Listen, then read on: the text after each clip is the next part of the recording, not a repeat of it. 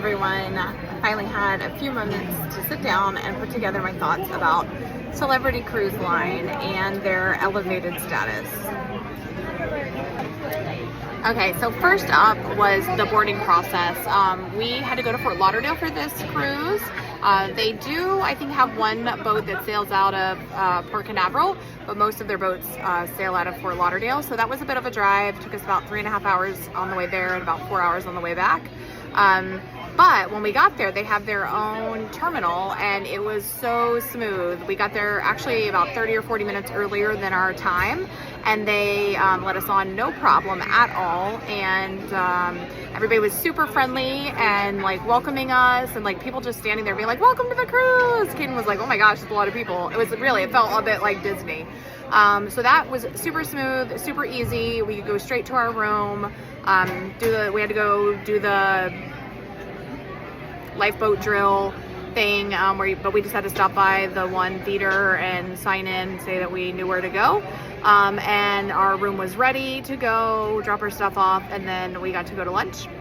Speaking of food, the food was a bit elevated too. The buffet especially, we felt like had so many options. Lots of things for every different taste.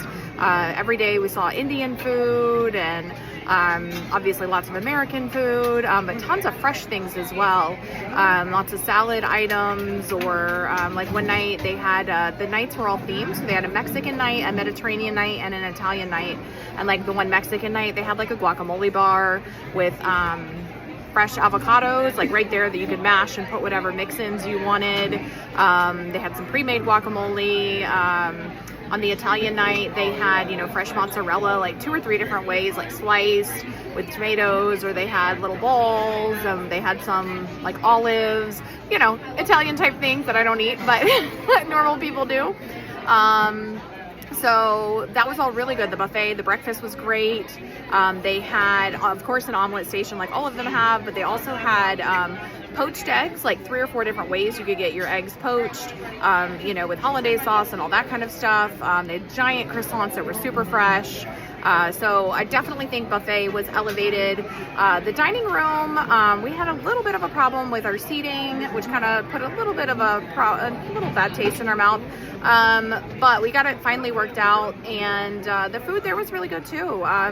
Philip got like a teriyaki salmon one night that was super great, and I got a steak. It was cooked not to my preference. It was super, super, super, super rare.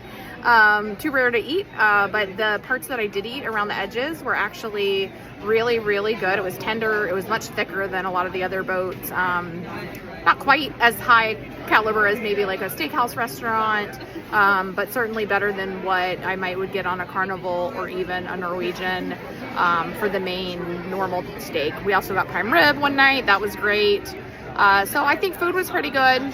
We're not big foodies, but for the foodies, you're gonna like it. Let's see what else. They are not really a boat that's geared towards kids. There was no like water slides or rock climbing walls or big gaming things. They do have kids clubs, and our teens did go to the teen club, and they had a good time. Met some other teens. There definitely were kids on the boat, but they don't cater to kids. In fact, the buffet had no kid food.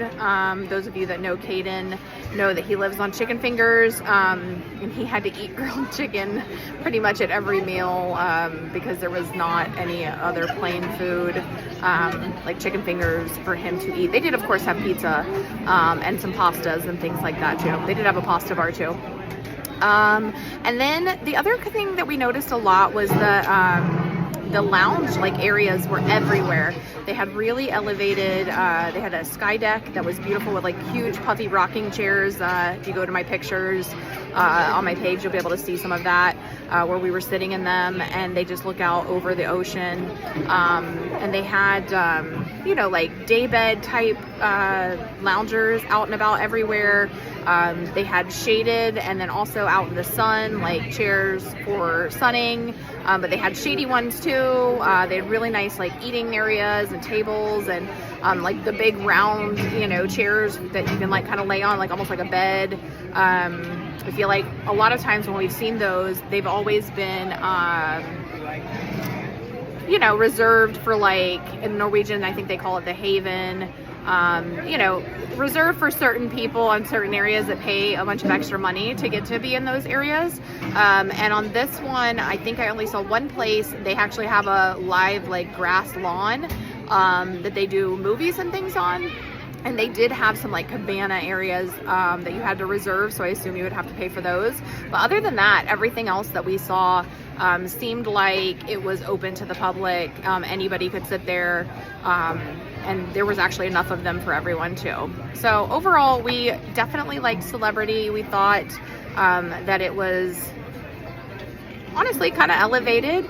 I feel like for us, we usually are just like, we want to go as cheap as we can go so that we can go more places, more times. So I don't know that it'll be our always go-to, but definitely if it was a similar price or even maybe a little bit more, we would probably pick Celebrity. I definitely think you'd be happy, anybody would be happy on Celebrity.